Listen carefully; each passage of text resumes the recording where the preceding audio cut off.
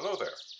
Welcome to my weekly meditation. I am Reverend Devon, and if you are looking to nurture a progressive faith and are open to a second opinion, please know that no matter who you are or where you are in your life journey, you are welcome in this place. And so please also feel free to like and subscribe and share these messages with anybody you feel called to.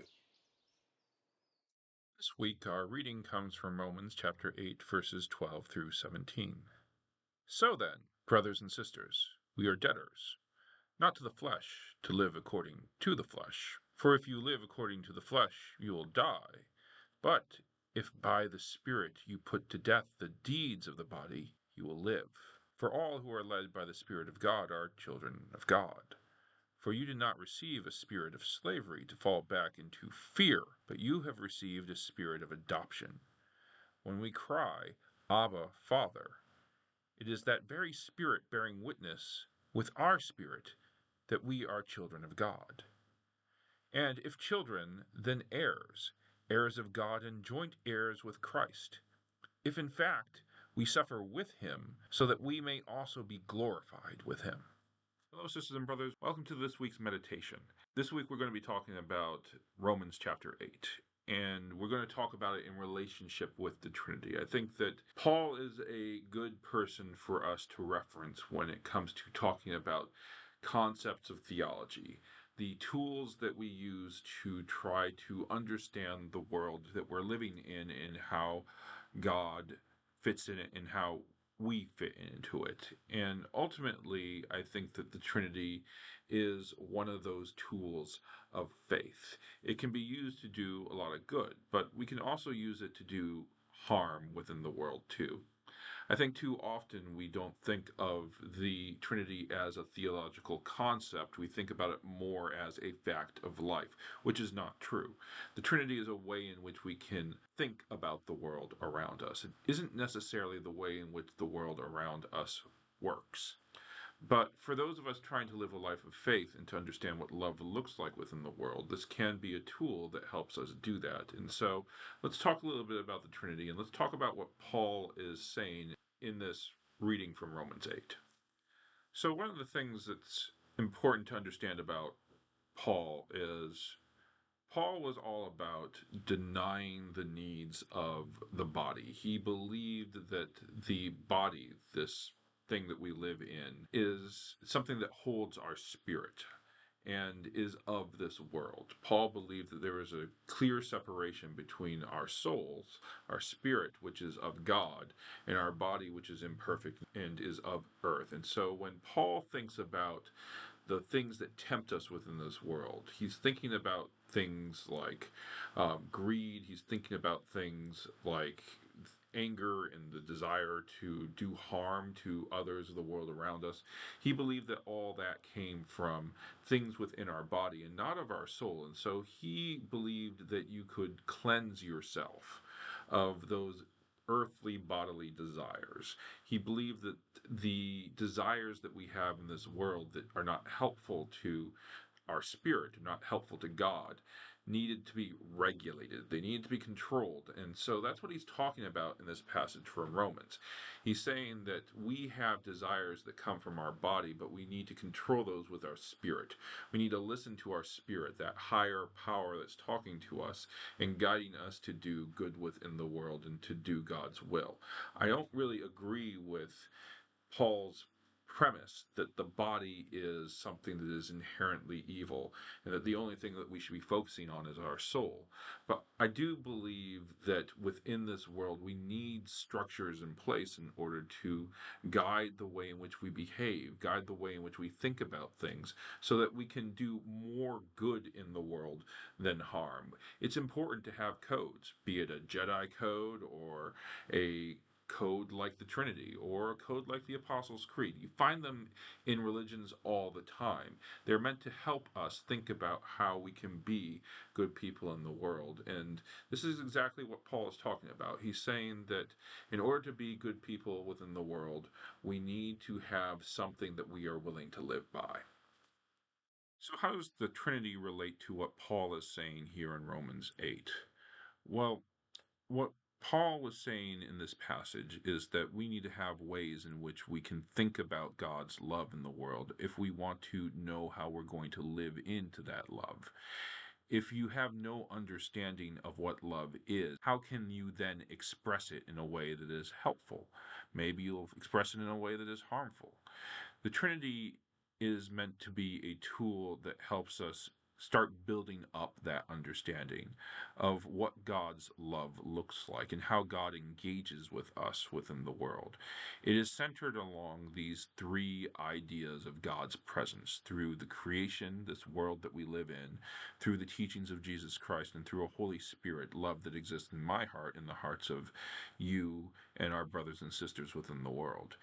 And we are encouraged to engage with God in these ways because historically Christians have been able to do good by living out their faith through these three perceptions of God. That is not to say that these are the only ways in which we can engage with God within the world, though I do feel that the Trinity has been used by the Church to try to limit the ways in which people can engage with God. And that is the shadow of the Trinity that has been harmful in history, I feel. The Trinity has been used by many within the Church as a simple statement that Jesus is God. The passage from the beginning of the Gospel of John that says, in the beginning there was the Word, and the Word was God, and the Word is God, that really came into Christian law around the same time that the Bible was put together as we understand it, and we got things like the Nicene Creed. We find the Trinity being codified within the Church as a sort of blanket statement that Christians are supposed to internalize but not question.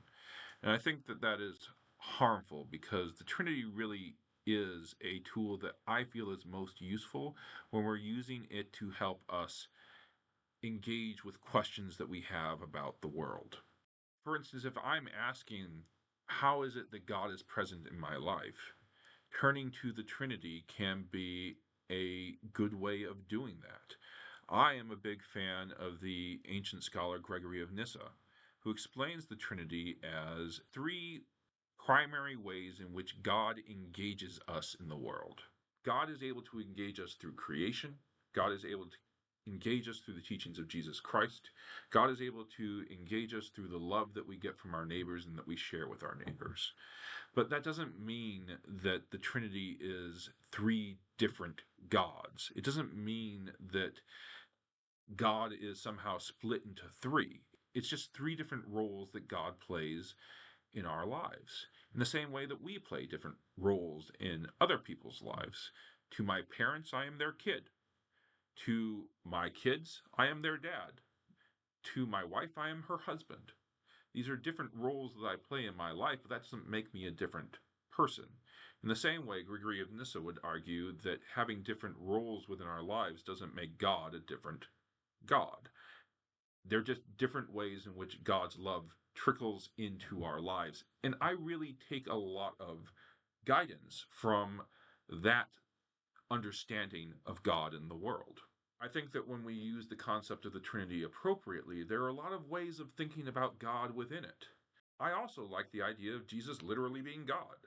I take a lot of comfort in believing in a God who cares and loves human beings enough to live a human life and to really understand us and still wants to save us. I also think that just because you have something for a long time like the Trinity doesn't mean that you should be accepting it as correct on face value without question. When the Trinity became an official part of the Roman Church, it was not unopposed. The main opposition was a priest by the name of Arius, who lost the argument and shortly later was found dead on a toilet. Once the Trinity was accepted as a part of the doctrine of the church, it very quickly became the ideology of people in power. And if you question the ideology of those folks in power, you often ended up like Arius. And so I think that we do need to understand that the dark reality of a concept like the Trinity is, a large part of the reason that it is still with us today is not because it is held up well over time, it's because those who have sought to question it and challenge it ended up dead or in very uncomfortable situations.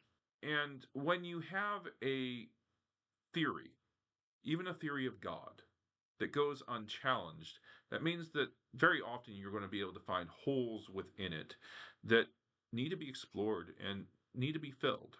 For Trinity Sunday, what I would advise anybody that I'm ministering to is for them to not look at the Trinity as a fact of the world, a fact of God, but rather to look at it as a starting point in which we can try to understand God.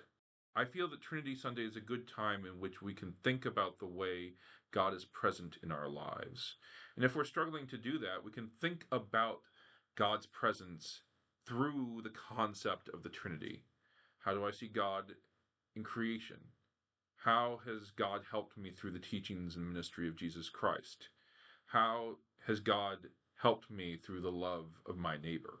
I can tell you that before I was engaged with those things intentionally as a person in church, I didn't really have a framework in which I could process God's love within the world. I do feel that I am a better person now that I have a framework. The Trinity really is that. It's a tool, it's a code. You'll find codes like that within Christianity, you'll find it in other religions. It helps us think about the world, and it helps us to be good people in it. Peace.